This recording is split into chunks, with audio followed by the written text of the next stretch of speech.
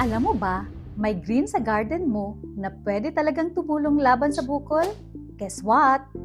What it is? Yes, ito ay spinach. Una, high in antioxidants at vitamins like vitamin C, E, and A.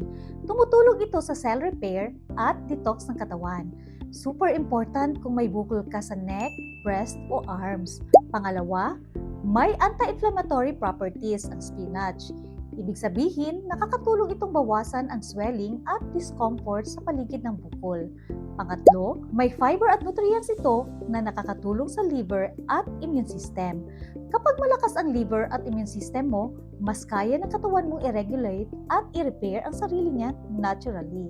From my 10 years experience as a natural healing consultant, mas lalakas ang effect kapag sinabay ang tamang detox. May fiber at nutrients ito na nakakatulong sa liver at immune system.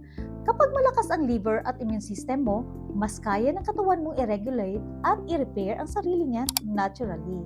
From my 10 years experience as a natural healing consultant, mas lalakas ang effect kapag sinabay ang tamang detox at consistent na healthy meals. Comment spinach kung gusto mo ng full guide para gamitin ang spinach sa detox, and follow me for more natural healing tips.